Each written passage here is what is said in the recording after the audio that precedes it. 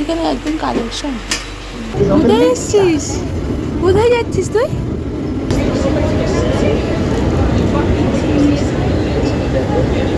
এখান থেকে কে কথা বলে? দাদা কথা বলে?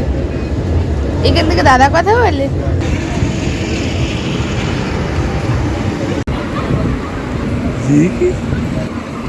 Hey guys, welcome back to my channel. আশা করি তোমরা সবাই খুব ভালো আছো, আমিও বেশ ভালো আছি।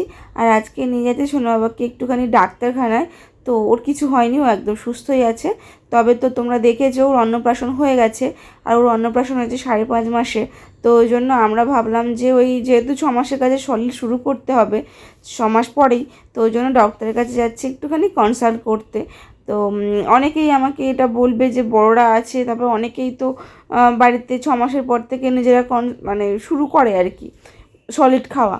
তো সেক্ষেত্রে বড়দের জিজ্ঞাসা করলে হয়ে যায়, কিন্তু আমি জিজ্ঞাসা করেছি। আর তারপরে আমি নিজেও বুঝতে পারছি অল্প কিছু হলেও, যেহেতু পুরোটাই আমি করাচ্ছি ওর, তো বুঝতে পারছি। তাও আমরা চেষ্টা করছিলাম একটুখানি, ওকে চেষ্টা করেছি। আর আমরা সবসময় যে ডিসিশানে নিই না কেন, নিজেরা তো নিই, তার আগে একটুখানি চেষ্টা করি ডক্টরের কাছে একটু পরামর্শ নেওয়ার আর কি।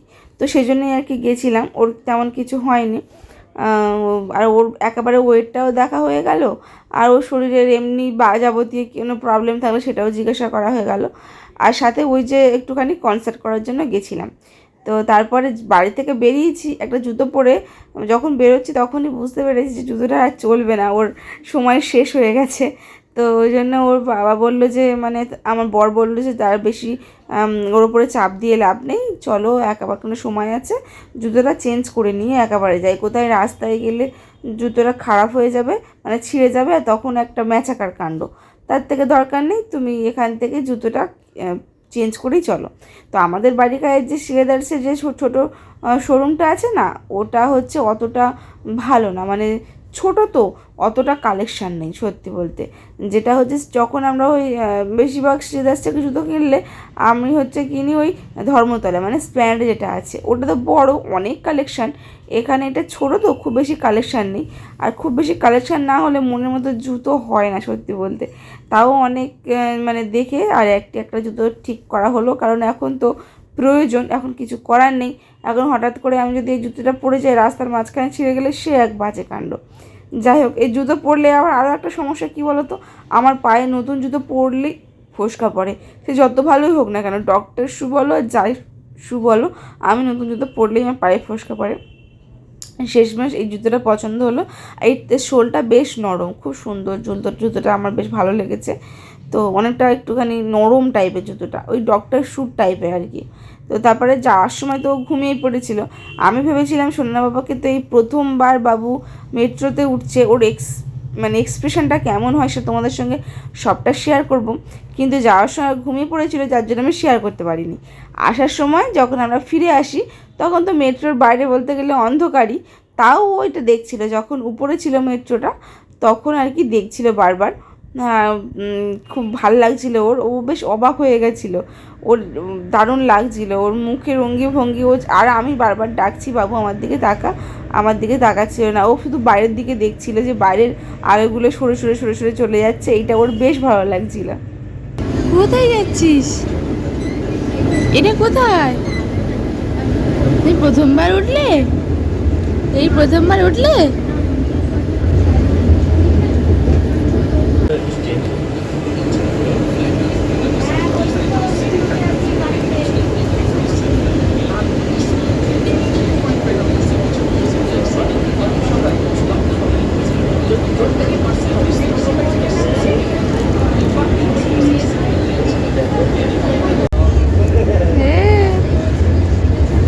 কে এখান থেকে কে কথা বলে? দাদা কথা বলে? এখান থেকে দাদা কথা বলে? দাদা তো নেই। যাই হোক, প্রথমবার মেট্রো ওঠার মানে যে একটা এক্সপিরিয়েন্স, সেটা বাবুর বেশ ভালোই লেগেছে। তবে দিনের বেলা হলে আরও বেশি তোমাদের সঙ্গে ভালো করে শেয়ার করতে পারতাম। অন্ধকার হয়ে গেছিলো তো অত ভালো করে শেয়ার করা যায়নি। আসলে বাইরে থেকে যে আলোগুলো যাচ্ছে, আমাদের ঘরের সামনে তো অনেক, তোমরা জানো মেট্রো ঘর থেকে দেখা যায়। তো ওই মেট্রোতেও যখন মেট্রোটা সরে সরে যায় আলোগুলো, তখন দেখে। ওই জন্য ও অনেকটা অভ্যস্ত আর কি, বাইরে থেকে আলোগুলো সরে সরে যাওয়া জিনিসটা দেখতে পারে। তো বাড়িতে এসে বেশি অনেকটা সময় ছিল বলে আমরা বাড়ির থেকে শুধু গাড়ির চাবিটা নিয়ে বেরিয়েছিলাম একটু পাটুলিতে। আমাদের বেবি হওয়ার আগে আমরা পাটুলিতে যেতাম, আর বেবি হওয়ার মানে যখন বেবি আমার মধ্যে এসেছে আজ 1.5 বছর পরে মনে হয় গেলাম আর কি পাটুলিতে একটু ঘুরতে। আগে তো প্রায়ই যেতাম, তেমন কিছু নেই তাও ওখানেই যেতাম আর কি। আর এখন অনেক দিন পরেই গেলাম, ভাবলাম চলো যাই ঘুরে আসি। তো 3 জনে গেছিলাম, এখন তো আর 2 জনে নেই, এখন 3 জনে। তো ওখানে গিয়ে ও তারপরে আবার এই হাঁটতে হাঁটতে হাঁটতেও আবার ঘুমিয়ে পড়েছিল। আর আমি পাটুলিতে গেলে না, পাটুলিতে ওই যে ফ্লোটিং মার্কেটটা আছে ওইখানে একটা সুন্দর চা পাওয়া যায় যেটা আমার খুব ভালো লাগে, লঙ্কা লেবুর চা। তো সেটা আমি যতবারই যাই ফ্লোটিং মার্কেটে চেষ্টা করি ওটা খাওয়ার। তো ওইটা খেয়ে আসার সময় চলে এসেছি। আর এদিকে সোনা বাবা বেশিক্ষণ জেগেও থাকেনি, ও ঘুমিয়ে পড়েছিল। আর ওই বাইরে হাওয়া হচ্ছিল তো। আর পাটুলিতে যেদিনে গেছিলাম আমরা সেদিনে আর কি খুব রবিবার ছিল না, ছুটির দিন ছিল না, তাই জন্য একটু ফাঁকা ফাঁকা ছিল। না হলে ছুটির দিন থাকলে না বেশ ভিড় হয়, আর বেশ ভিড়ে বেশি ভালোও লাগে না সত্যি বলতে গরমের সময়। তো তারপরে ওই চাটা খেয়ে আমরা টুকটুক করে বাড়ি চলে এলাম।